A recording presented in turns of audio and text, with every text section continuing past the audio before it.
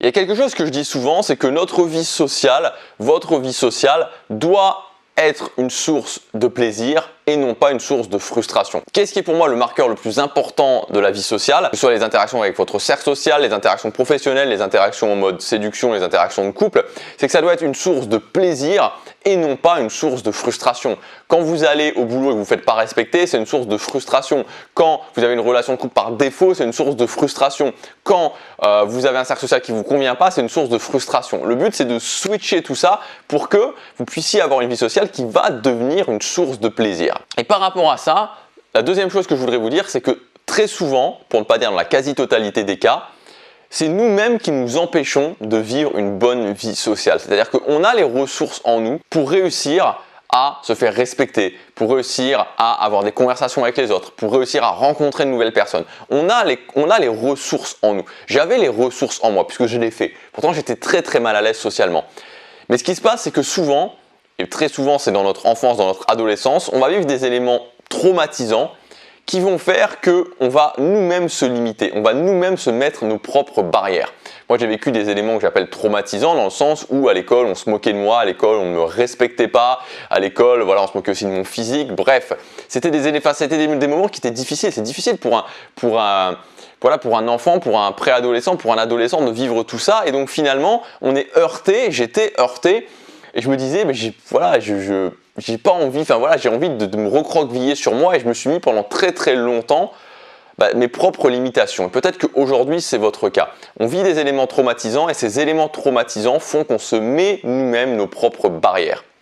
Alors comment redémarrer? Comment reprendre confiance en soi? Je voudrais qu'on parle de ça dans cette vidéo. Pour moi, il y a deux éléments sur lesquels vous devez vous concentrer pour repartir dans votre vie sociale. Vous devez vraiment vous concentrer uniquement sur ces deux éléments. Si vous mettez juste en place ça, vous savez très souvent je vous parle du principe 20-80, du principe des actions essentielles, c'est-à-dire me concentrer sur les actions, développer les compétences qui vont me permettre d'y arriver, qui vont me permettre d'avoir des résultats. Et là, si aujourd'hui vous êtes dans une vie sociale qui est une source de frustration plutôt qu'une source de plaisir, si vous voulez rencontrer une nouvelle relation de couple, vous faire respecter au travail, créer un nouveau cercle social, bref, avoir une vie sociale qui devienne une source de plaisir, concentrez-vous sur ces deux actions. Je vous garantis que vous mettez toute cette année 2020, vous mettez ces efforts sur ces deux choses-là, sur ces deux piliers-là, vous aurez des résultats.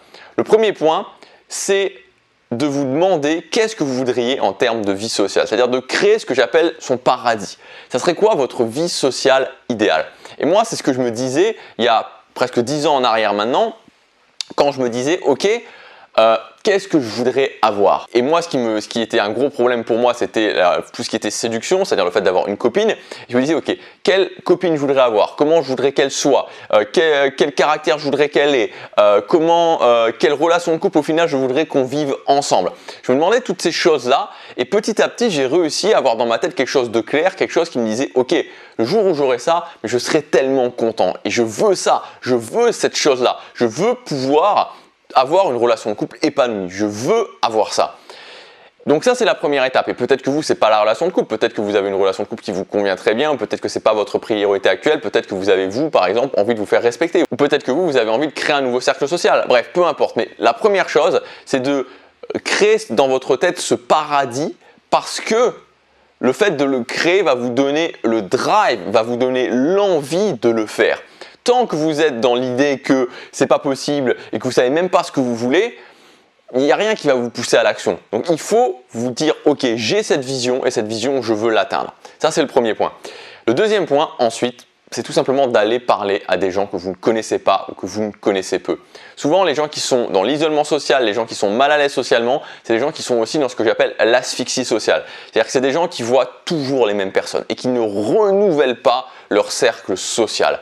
Comme dans une pièce où on n'ouvre jamais les fenêtres et au bout d'un moment, l'air il est complètement vicié, on va finir par s'asphyxier soi-même. Alors que si on ouvre les fenêtres, si on fait rentrer une nouvelle personne, un nouvel air, voilà, d'un coup c'est différent. Et comme je dis souvent, il suffit d'une seule personne. Des fois, c'est une personne qui peut faire la différence. Donc, il faut que vous commenciez à développer la capacité d'avoir des conversations avec des gens que vous ne connaissez pas ou peu. Alors peut-être que ça vous fait peur de vous dire ok, je vais voir quelqu'un à un événement, je vais voir quelqu'un dans la rue, je vais commencer directement à avoir des conversations avec cette personne. Je peux concevoir que ça fait peur, hein. Moi je suis passé par là et j'étais pas du tout, j'étais terrorisé, hein, je vais le dire honnêtement, terrorisé à l'idée de le faire.